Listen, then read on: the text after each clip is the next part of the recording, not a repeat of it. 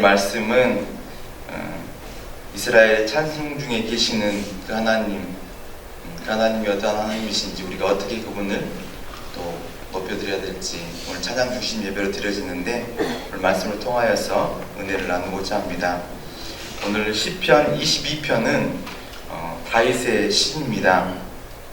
그래서 저자가 다윗인 걸 알고 있는데 배경에 대한 정확한 그런 언급이 없습니다.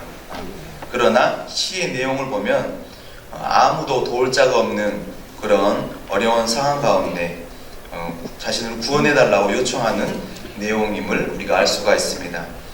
그래서 아마도 다윗이 그런 절대절명의 죽음의 그런 상황에 놓여있는 가운데 쓰여진 시편이 아닌가라고 우리가 추측해 볼 수가 있습니다. 그래서 사울 왕이 자신을 죽이려고 쫓아다녔을 때 혹은 자신의 아들 압살롬에 의해서 그가 도망갔을 때 그때쯤에 이렇게 지어진 시가 아닌가라는 것으로 추정할 수가 있는 것이죠.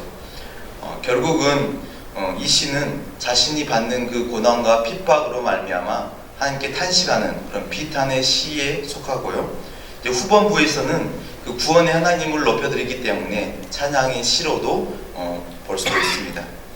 그리고 재밌게도 이 내용은 바로 메시아, 오실 메시아의 그는 고난받는 십자가에 못 박히신 예수님에 대한 예언의 시이기도 합니다. 오늘 말씀을 통하여서 우리가 하나님을 어떻게 찬양해야 될지 은혜를 나누고자 합니다. 첫 번째로 고난 가운데에도 우리가 하나님을 찬양해야 됩니다. 어떨 때도 하나님을 찬양해야 된다고요? 고난 가운데 있을 때도 하나님을 찬양해야 한다는 것입니다. 오늘 제가 딱 한 절을 읽었습니다. 22편 3절의 말씀을 읽었는데요. 오늘 그 전에 앞절에 1, 2절의 말씀을 보면 참으로 시인의 마음을 느낄 수가 있습니다. 내 하나님이여 내 하나님이여 어찌 나를 버리셨나이까 어찌 나를 멀리하여 돕지 아니하시오며 내 신음소리를 듣지 아니하시나이까 내 하나님이여 내가 낮에도 부르짖고 밤에도 잠잠하지 아니하오나 응답하지 아니하시나이다 라고 고백하고 있습니다. 하나님 왜 저를 그냥 두십니까? 저를 왜 도와주시지 않습니까? 제 신음소리가 들리지 아니하십니까? 하나님 제가 밤낮 낮에도 부르짖고 밤에도 잠잠할 수가 없어서 하나님께 기도하는데 하나님께서 왜 응답하지 아니하시는 것입니까? 라면서 그 하나님을 향한 어떤 푸념스러운 또 하나님을 향한 그런 고백들을 자신의 마음 심경을 고백하고 있는 것이죠. 하나님 너무하신 거 아닙니까? 제가 이렇게 힘들고 어려운데 하나님 왜 침묵하십니까? 라면서 하나님께 고백하고 있습니다. 그런데 저는 오늘 말씀을 보면서 이런 고난과 고통 속에 있는 것보다 더 큰 고통이 그에게 있을 수 있겠다. 그것은 바로 이 상황 가운데 침묵하시는 하나님의 그 모습을 보면서 더 힘들고 더 고통스럽지 않았을까라는 생각들을 하게 되어집니다. 우리가 아무리 도움을 구하고 요청해도 하나님께서 우리 가운데 응답하지 않으시는 것 같고 안 계신 것 같고 하나님의 침묵만 있을 때 정말로 그 큰 절망감과 고도감을 느낄 수밖에 없을 것입니다. 이런 상황 가운데 저는 오늘 3절의 말씀을 보면서 정말 놀라운 반전이 있음을 보게 되었습니다. 우리 3절의 말씀을 한번 같이 더 읽겠습니다. 시작! 이스라엘의 찬송 중에 공동 번역으로 띄워주셨네요. 아니, 우리 번역으로 보면 되겠습니다. 이스라엘 찬송 중에 계시는 주여 주는 거룩하시나이다 라고 고백하고 있습니다. 좀 생뚱맞지 않습니까? 갑자기 하나님 참 어렵습니다. 저 왜 안 도와주십니까? 왜 침묵하십니까? 그러다 갑자기 3절에 이스라엘의 찬송 중에 계시는 주여 주님은 거룩한 분이십니다 라고 고백을 하고 있다는 것이죠. 오늘 왜 이렇게 그는 고백하고 있습니까? 아마도 그는 그 이스라엘 백성들을 과거로부터 쭉 이끌어 오셨던 그 구원의 하나님에 대한 기억들을 떠올렸을 것으로 보여집니다. 그래서 그 하나님의 자신들을 인도하시고 역사하셨던 것을 돌아보면서 하나님은 이스라엘의 찬송 중에 계시는 분이시구나, 그분은 거룩한 분이시구나 하면서 그분을 향한 찬송의 고백을 오늘 올려드리고 있는 것이죠. 오늘 하나님은 어디에 계신 분이라고 말씀합니까? 네. 이스라엘의 찬송 중에 계시는 분이라고 말씀합니다. 하나님은 찬송 중에 정말 계십니까? 오늘 찬양 중심 예배로 드려지는데 우리의 찬양 중에 하나님께서 임재하심을 믿으시기를 바랍니다. 이스라엘 백성들은 하나님의 놀라운 구원의 그런 사건들을 경험하였습니다. 가장 큰 게 어떤 거예요? 저는 출애굽 사건이라고 보게 되어집니다.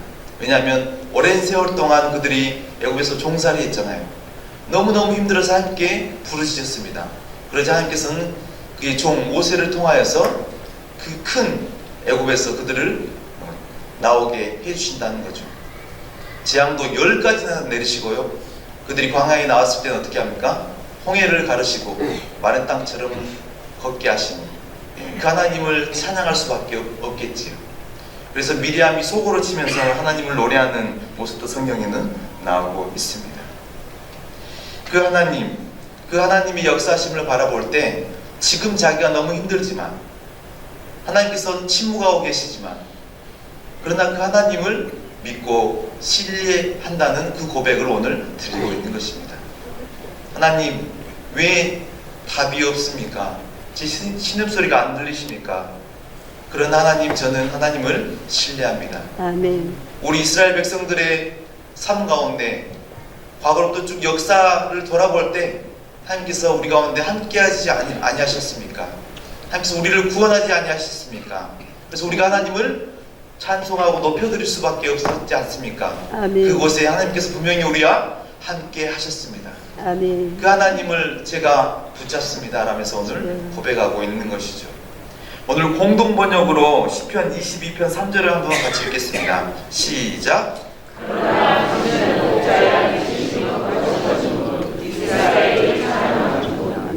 이렇게 오늘 공동 번역은 이야기하고 있는데요.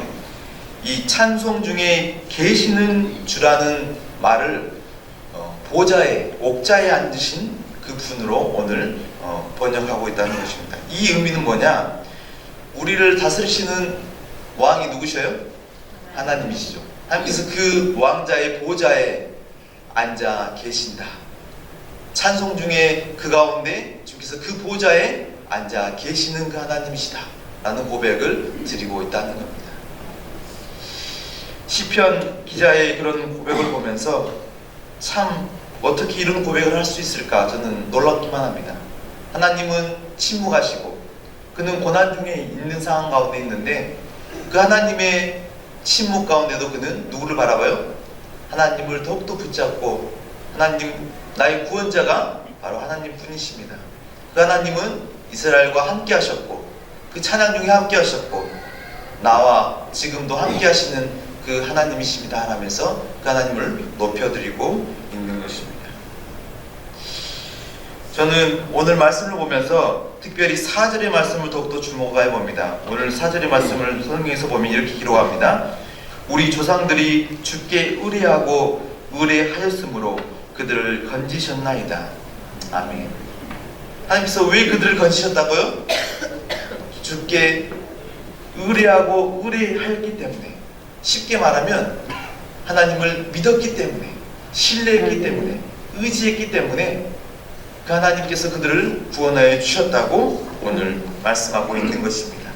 그래서 5절의 말씀을 보면 더 은혜스럽습니다. 그들이 주께 부르짖어 구원을 얻고 주께 의뢰하여 수치를 당하지 아니하였나이다. 아멘. 그들을 부끄럽게 하지 아니하신 분이 누구셔요? 여호와 하나님이셨다고 고백하고 있는 것입니다. 아멘. 하나님을 믿고 의지했더니, 그 하나님을 붙잡았더니 오늘 말씀을 보니까 하나님께서 그들을 구원하시고 그들을 수치스럽지 않도록, 부끄러움 당하지 않도록 지키시고 구원하셨다고 오늘 말씀하고 있는 것입니다. 오늘 말씀을 보면서 우리는 기억해야 합니다. 우리가 삶 가운데 고통과 어려움이 있고 때로 하나님께서 우리 가운데 침묵하시는 그런 상황 가운데 있을지라도 우리가 누구를 기억하고 누구를 찬양해야 돼요? 하나님을 기억하고 하나님의 구원자이심을 기억하고 하나님을 높여드리는 자들이 돼야 한다는 것입니다. 그럴 때 우리가 그 하나님을 찬양할 때 그 하나님이 어디에 앉아 계신다는 거예요? 그 하나님의 왕되신 보좌에 앉아 계셔서 우리를 돌보시고 우리를 구원하실 분이 분명히 하나님이심을 우리가 높여드려야 된다고 오늘 말씀하고 있는 것입니다. 시편 68편 19절의 말씀입니다. 시작.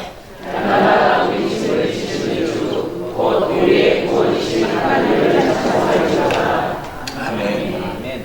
우리의 어려움과 모든 짐을 지어주시는 분, 우리를 구원하실 그분을 찬양하는 분들이 되시기를 소원합니다. 두 번째로는 찬양에는 능력이 있습니다. 그래서 우리가 하나님을 찬양해야 됩니다.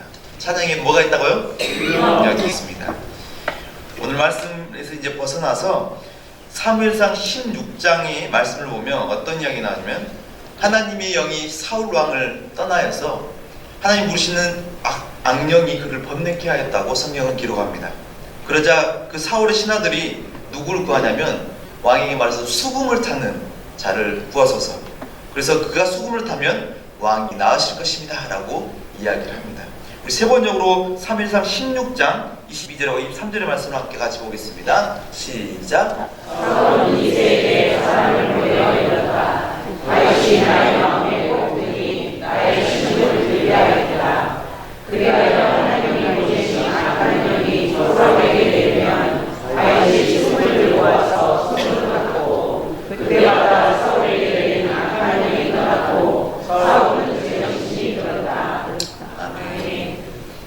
다윗이 수금을 가지고 연주할 때 사울에게 내린 그 악한 영이 떠나고 그가 온전하게 되었다고 성경은 기록하고 있습니다. 사실 현재에도 음악 치료사라는 직업이 있습니다. 고대로부터도 이 음악이라는 것은 정서적인 치료를 행하는 데도 분명히 사용되었음을 알 수가 있어요. 그래서 우울증, 불안증, 정서적인 문제, 정신적인 그런 어려움이 있는 사람들을 음악을 통하여서 치료하고 회복케 하는 그런 일들을 음악을 통해서 우리 인류가 했다는 것이죠. 특별히 오늘 다시 수금을 연주해서 사울에게 내린 영이 떠나고 악한 영이 떠나고 그가 회복되었다고 하는데요. 이것은 다윗의 연주가 물론 그런 역할을 했겠죠, 도구를. 그러나 이렇게 역사하신 분 누구셔요? 바로 하나님이셨다는 것이죠. 그래서 하나님의 그 치유하심이 다윗의 그 수금의 연주를 통하여서 임하였고 그래서 사울에게 있는 악한 영이 떠남으로 그가 온전해졌다고 기록하고 있습니다. 하나님은 어떠한 분이시냐? 우리를 치유하시는 하나님이십니다. 출애굽기 15장 26절의 말씀을 함께 같이 읽겠습니다. 시작. 일세 너희가 너희 하나님 여호와의 말을 들어 순종하고 내가 너희에게 은혜하며 내 계명의 길을 지키며 내 모든 죄를 지키며 내가 나의 그 사람에게 모든 지정을 하고 너희에게 양해하였으니 나는 너희를 치유하는 여호와가 아니라. 아멘. 찬양에는 힘이 있습니다.